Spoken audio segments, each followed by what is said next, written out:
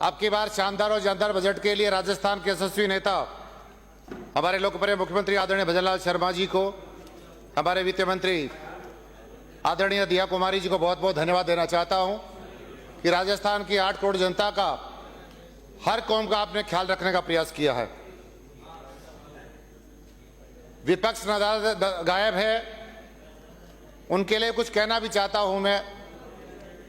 अच्छे कर्म किए होते तो हाफ नहीं होते, दिल्ली में पूरी तरह से यूं साफ नहीं होते, परिवार की गुलामी में राज्य को भूल गए, ऐसे गुनाहगारों के गुनाह कभी माफ नहीं होते।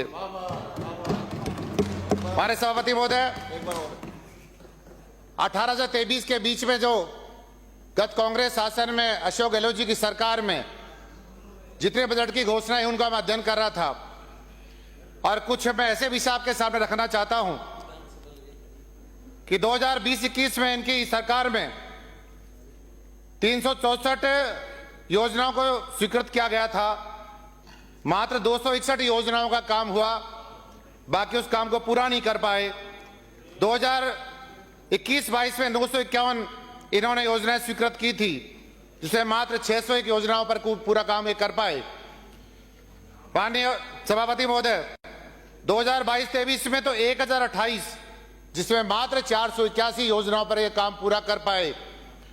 और 2023-24 में जो चुनावी वर्ष था, बड़ा ताल ठोकर इन्होंने घोषणा करी, 1426 योजनाएं इन्होंने स्वीकृत करी, जिसमें मात्र 284 योजनाएं पे काम कर पाए।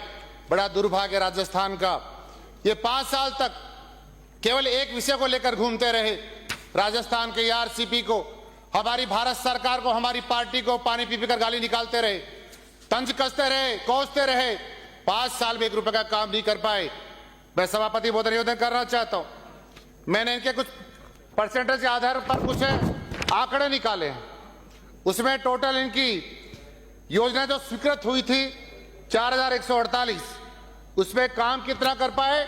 1935, और मात्र इन्होंने 47% काम किया। ये राजस्थान के लिए जो हमेशा ये करते हैं, बार बार हमारी पार्टी को कोसते रहते हैं, ये दादा दादी का विषय नहीं है। ये विषय आंख में आंख मिलाकर आमना सामना करने का विषय है। जब उनके पास कोई विषय नहीं, कोई विजन नहीं, और मैं इतना कह सकता हूं सदन को इसलिए छोड़कर चले गए कि उनके पास कोई राजस्थान को लेकर और राजस्थान की जनता ने जो उनको मैंडेट देने का जो काम किया था, उसका पान करने का काम किसी ने किया है तो विपक्षी दल ने किया है। इसलिए महोदय, अगला जो मैं विषय रखना चाहता हूं, जो प्रगतिशील कार्य थे जो इन्होंने प्रयास किया था, उसमें मात्र 35% काम कर पाए। यानी किसी बच्चे को एग्जाम में पास होने के लिए 36% मार्क्स चाहिए, लेकिन 1% मार्क्स इनके उसमें भी कम रहे। ऐसी हालत कांग्रेस की सरकार की रही। और ऐसे बहुत सारे मेरे पास इनके डॉक्यूमेंट भी, आंकड़े भी हैं। बहुत सारे विषय जो राजस्थान में इनके सरकार में जो बिजली का मुद्दा हमेशा छाया रहता था, अंधकार में राजस्थान डूबा। किसान को, कंज्यूमर को, आम आदमी को बिजली चाहिए, लेकिन मैं बिजली के संदर्भ में निवेदन करना चाहता हूं। इन्होंने छबड़ा में 1320 मेगावाट का वहां उत्पादन का कार्य प्रारंभ करने के लिए इन्होंने अपने बजट में कहा था। काली सिंध में 800 मेगावाट, बाढ़ में 1100 मेगावाट बिजली उत्पादन की बात इन्होंने कही थी। कुल मिलाकर 3220 मेगावाट बिजली उत्पादन की बात कही थी अपने बजट में, लेकिन सभापति महोदय, एक पर भी ये उत्पादन का कार्य नहीं करा पाए। इस कारण से राजस्थान की जनता 5 साल तक अंधेरे में डूबती रही। मैं बहुत निवेदन करना चाहता हूं, उद्योग विभाग के मैंने कुछ आंकड़े उठाए। इन्होंने जितनी उद्योग विभाग में विकास कैसे संभव हो सकता है, जब तक राजस्थान का विकास नहीं होगा, जब तक खेत और खलिहान का विकास नहीं होगा, जब तक गांव में उद्योग नहीं लगेगा, तो राजस्थान का विकास भी कैसे संभव है। लेकिन मैं आग्रह करना चाहता हूं, ऐसे बहुत सारे इन्होंने प्रोजेक्ट इन्होंने बजट में घोषित किए। आप 21-22 में 31 ऐसी परियोजनाएं इन्होंने उठाई, और साथ में 2023-24 में 31 औद्योगिक क्षेत्रों की इन्होंने घोषणा की थी। कुल मिलाकर 71 इन्होंने औद्योगिक सेक्टर घोषित किए, जिसका एक का काम ये प्रारंभ नहीं कर पाए। ये इनके कार्यकाल के नमूने बताना चाहता हूं। महोदय, ऐसे बहुत सारे विषय मेरे पास, कुछ पानी को लेकर मैं चर्चा करना चाहता हूं। राजस्थान पानी के संकट से बहुत त्रस्त है। मैं से विधानसभा क्षेत्र विराटनगर से आता हूं, जहां पर वास्तव में पीने का पानी नहीं है। हम जब 1000 फीट तक भी बोर करवाते तो वहां पानी निकलता नहीं है। और जेजेएम योजना जब चली, भारत सरकार के हमारे देश और दुनिया के लोकप्रिय नेता नरेंद्र मोदी जी ने जेजेएम के अंतर्गत हर घर तक पानी पहुंचाने का एक फैसला संकल्प लिया था और उस फैसले को आगे तक पहुंचाने का प्रयास भी किया। लेकिन 5 साल तक कांग्रेस के सरकार में, अशोक गहलोत जी की सरकार ने इसमें जितना करप्शन हुआ, अगर इसका जांच प्रॉपर तरीके से हो जाए तो इनका एक नेता और एक अधिकारी का बचे नहीं। इस प्रकार का जेजेएम में आपके घोटाले हुए हैं। मैं निवेदन करना चाहता हूं कि जेजेएम के कामों की हालात तो जैसी रही, उनकी जांच भी चल रही है। कुछ विषय ऐसे सेंसिटिव बिंदु भी हैं जहां पर बड़े बड़े इन्होंने काम घोषित कर दिए। उधर झुंझुनू जिले की मैं बात करना चाहता हूं। 4765 करोड़ की एक योजना थी। उदयपुर संभाग में इतनी बड़ी बड़ी योजनाएं इन्होंने स्वीकृत कर दी, 4674 करोड़ रुपए की। इसके अलावा बहुत सारी परियोजना, इसमें एक योजना पर भी इन्होंने काम नहीं किया। ये राजस्थान का दुर्भाग्य है। इस कांग्रेस ने जो किया उसका परिणाम राजस्थान की जनता ने 2023 के चुनाव में दिया। बहुत निवेदन करना चाहता हूं, हमारी सरकार लगातार काम कर रही है। हमारे प्रदेश के यशस्वी नेता हमारे मुख्यमंत्री भजनलाल शर्मा जी के नेतृत्व में मैं इतना कहना चाहता हूं, जो राजस्थान अंधेरे में डूबा था उस समय राजस्थान में कांग्रेस की सरकार थी, छत्तीसगढ़ में कांग्रेस की सरकार थी, आखिर में दोनों सरकार इनकी थी, फिर भी ये बिजली की व्यवस्था नहीं कर पाए। वहां से कोल लाने में इनको समस्या हो रही थी। लेकिन प्रदेश के मुख्यमंत्री माननीय भजनलाल शर्मा जी के बनने के बाद हमने व्यवस्था करी और राजस्थान में कोल की व्यवस्था करी। उसके कारण से राजस्थान में आज बिजली उत्पादन का कार्य बहुत अच्छे से चल रहा है। महोदय, मैं एक बात कहना चाहता हूं, कांग्रेस ने लगातार 5 साल इतना का पाप कमाए हैं। अगर उन पापों का जिक्र करूंगा तो मेरी बात समाप्त नहीं होगी, लेकिन मैं 2 लाइनें कहकर अपनी बात को आगे बढ़ाना चाहता हूं। कभी तो हिंदू होने का फर्ज निभा लेते, राष्ट्र प्रेम में डूबकर कोई नारा लगा देते। दरगाह पर जाना ठीक है वोट बैंक के लिए, पर हिंदू बनकर एक बार कुंभ तो नहा लिए होते। मैं उनको सलाह भी देना चाहता हूं, जो 5 साल में उन लोगों ने पाप कमाए उस पर उनको कुछ पुण्य करने की आवश्यकता भी थी। बहुत निवेदन करना चाहता हूं, वर्तमान सरकार में हमने राजस्थान में बिजली का उत्पादन अच्छा हो, हमारी सरकार ने, प्रदेश के मुख्यमंत्री महोदय ने एक संकल्प लिया है हमारे प्रदेश के किसान को और हमारा जो देशवासी प्रदेशवासी है उसको दिन में बिजली कैसे मिल सकती है। 2027 तक हमारी सरकार ने संकल्प लिया है कि हम दिन में बिजली किसान को और कंज्यूमर को देंगे। इतनी बड़ी योजना बनाकर आपने, हमारी सरकार ने आवश्यकता के अनुसार लगभग 3325 मेगावाट कोयला आधारित एवं 28,500 मेगावाट अक्षय ऊर्जा के आधारित परियोजनाओं का उत्पादन करने के लिए, और साथ साथ मैं आग्रह करना चाहता हूं, राजस्थान विद्युत उत्पादन निगम द्वारा केंद्रीय सार्वजनिक उपक्रमों के साथ 35,138 मेगावाट की ऊर्जा उत्पादन परियोजनाओं के लिए आप कितना बड़ा बजट, 1,58,800 करोड़ रुपए, और साथ ही प्रसारण तंत्र के सुदृढ़ीकरण के लिए राजस्थान विद्युत प्रशासन निगम के साथ पावर ग्रिड के मध्य 10,000 करोड़ का एमओयू हमारी सरकार ने किया है।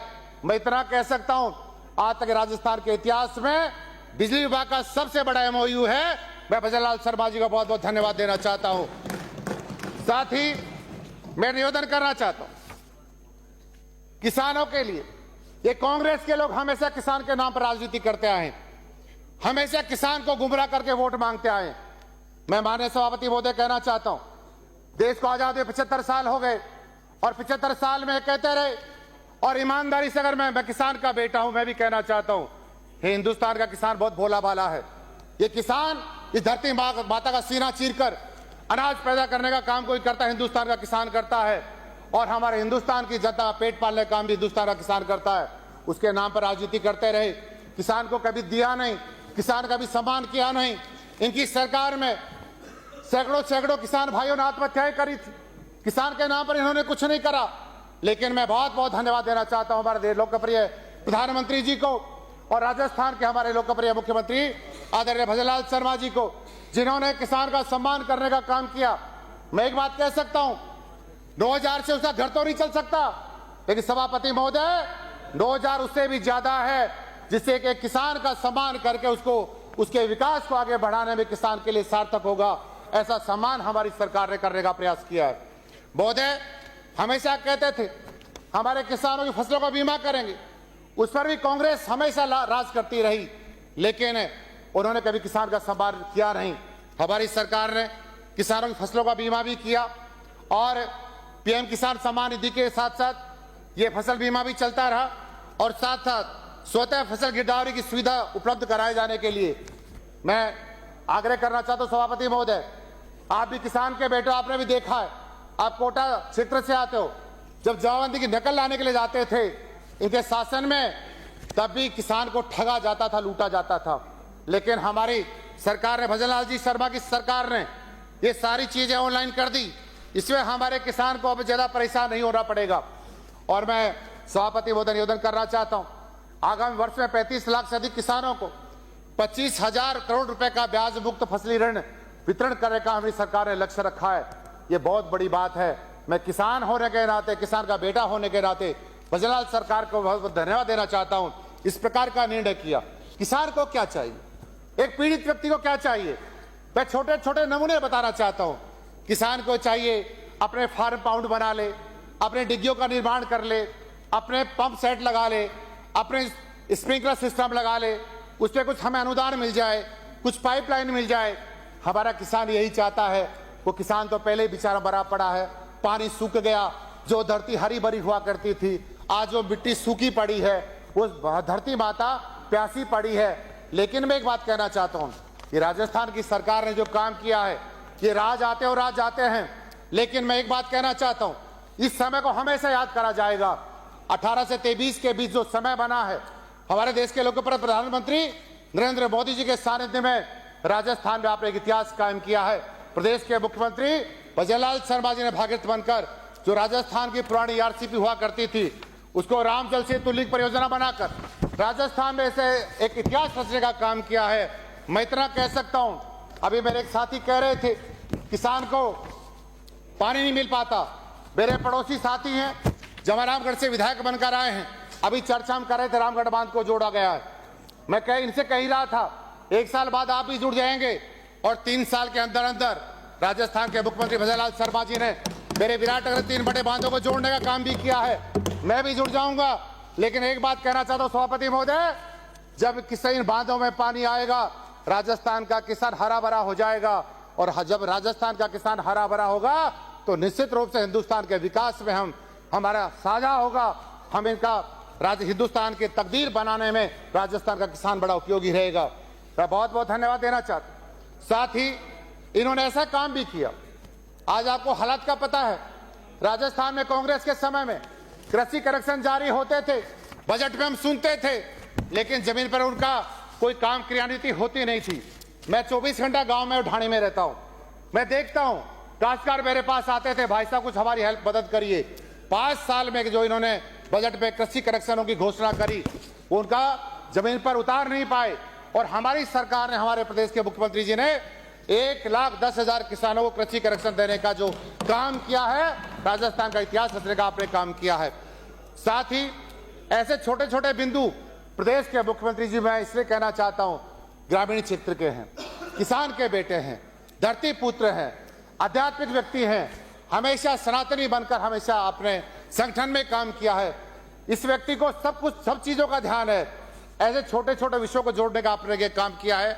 जैसे आपके मुख्यमंत्री निःशुल्क बिजली योजना के अंतर्गत आपने निःशुल्क सोलर प्लांट्स लगाकर 145 यूनिट्स बिजली प्रति माह निःशुल्क देने का फैसला आपने किया। ऐसे बहुत सारे, मैं 2 बातों के साथ अपनी बात को आगे बढ़ाता हूं। विकास के पथ पर अवरोध जायज नहीं, करना यूं बात बात पर क्रोध जायज नहीं, विचारों को विचारों से बात दीजिए, सिर्फ विरोध के लिए विरोध करना जायज नहीं। ये मैं, विपक्ष खाली पड़ा है, इनके लिए कहना चाहता हूं, क्योंकि आज सदन में चौकी बार है। और महोदय मैं निवेदन करना चाहता हूं, अभी मैं बात कर रहा था रामजल सेतु की, 9,416 करोड़ रुपए की आपकी स्वीकृति निकल चुकी है, 12,064 करोड़ की निविदाएं जारी हैं, 12,807 करोड़ रुपए की स्वीकृति जारी होगी। और मैं ऐसे मेरे पुराने बराबर के साथी जो पड़ोसी इलाके से आते हैं, मैं उनको बधाई भी देना चाहता हूं, क्योंकि आपका इस सेकंड फेज में काम होने वाला है। मैं आपके बाद अगला फेज आएगा उसमें जुड़ दूंगा।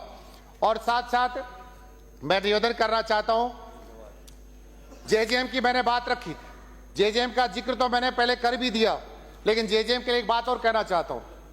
हमारे यहाँ जेजेएम की लगभग मेरे 120 योजनाएं अभी निर्माणाधीन पड़ी थी, लेकिन उस पर एक कोर्ट स्टे आ गया किसी कॉन्ट्रैक्टर के माध्यम से। मैं सभापति महोदय आपके माध्यम से भी कहना चाहता हूं, लगभग 60% काम उनमें हुआ है, आगे काम हो नहीं रहा। 2.5 साल से जो कांग्रेस शासन में जो करप्शन हुआ था उसके समय से पेंडिंग पड़ी है। आधी टंकियों का निर्माण हो गया। मैं सभापति महोदय आपके माध्यम से मुख्यमंत्री महोदय से भी आग्रह करना चाहता हूं और जलदाय मंत्री महोदय आपसे भी आग्रह करना चाहता हूं, इसका जिस प्रकार बैठकर समाधान हो सकता है समाधान करिए, वरना जो टंकियां खड़ी हो गिर जाएंगी। क्यों? पाप कांग्रेस ने कमाया है, करप्शन उनके राज में हुआ है और कहीं ना कहीं उसके छींटे हम पर भी इसलिए आएंगे क्योंकि जिन लोगों ने टंकियां आधी खड़ी कर दी वो कभी गिर गई तो कैजुअलिटी वहां हो सकती है। इसे जेजेएम पर आपको विचार करने की आवश्यकता है। साथ ही बहुत निवेदन करना चाहता हूं, हमारी सरकार ने 6,091 करोड़ रुपए व्यय कर 11,17,000 परिवारों को नल से जल उपलब्ध कराने की व्यवस्था हमारी सरकार ने की है। बहुत सारे विषय रखना चाहता हूं, जैसे मैं इतना आग्रह करना चाहता हूं आपके माध्यम से। एक उदाहरण के रूप में मेरे विराटनगर में ड्राई जोन है, पीने का पानी नहीं है। कोई विधायक 5 ट्यूबवेल मांगता है, कोई 10 मांगता है, मेरे तो 1000 फीट तक पानी नहीं है। मैं तो हमेशा सरकार के पास, मेरे पास 5 साल में एक काम रहेगा, मैं कहा सड़कें मुझे चाहे मत दीजिए, मेरे गांव में पीने का पानी, जो कांग्रेस ने 5 साल में कोई योजना नहीं बनाई। इसलिए मैं सदन के माध्यम से, मैं सभापति महोदय आपके माध्यम से सरकार से आग्रह करना चाहता हूं कि ऐसे हमारे ट्यूबवेल्स लगाकर भी मेरे विराटनगर में पीने का पानी उपलब्ध हो पाएगा। साथ साथ मेरा पावटा है जिसमें अमृत 2 योजना के अंतर्गत उसमें कुछ काम होगा तो मेरा पीने का पानी मिलेगा। मेरे यहाँ एक घर गांव में पर डे के 500 टैंकर किराए से मंगवाकर हमारे काश्तकार भाई पीने का पानी लेने का काम करते। इतना बड़ा संकट में मैं हूं। महोदय, आगे मैं निवेदन आपसे करना चाहता हूं कि राजस्थान के मुख्यमंत्री जी ने और विशेषकर मैं साथ साथ हमारे प्रदेश की वित्त मंत्री महोदया ने इतने सारे विराटनगर में तोहफे दिए हैं। मैं बहुत साधुवाद देता हूं, बहुत धन्यवाद देना चाहता हूं कि आपने विराटनगर में नगर पालिका मुझे सीवरेज देने का काम किया। एक मेरा ऐसा विराटनगर जो पौराणिक नगरी है, जिसमें अशोक सम्राट ने 300 दिन तक रहकर वहां अध्यात्म रूप से जुड़ने का काम किया था, जहां पर पांडवों ने अज्ञातवास बिताया था, वो विराटनगर है। ऐसे पौराणिक नगरी में आपने सीवरेज का काम दिया है, मैं बहुत धन्यवाद देना चाहता हूं। विराटनगर में आपने एक अच्छा काम दिया, आधुनिक बस स्टैंड बनने का निर्माण होगा, उसके लिए बहुत साधुवाद देना चाहता हूं। विराटनगर में जो उपखंड कार्यालय है, पंचायत समिति है, नगर पालिका है, वहां आपने उपजिला अस्पताल की घोषणा भी आपने इस बजट में की, मैं बहुत धन्यवाद देना चाहता हूं।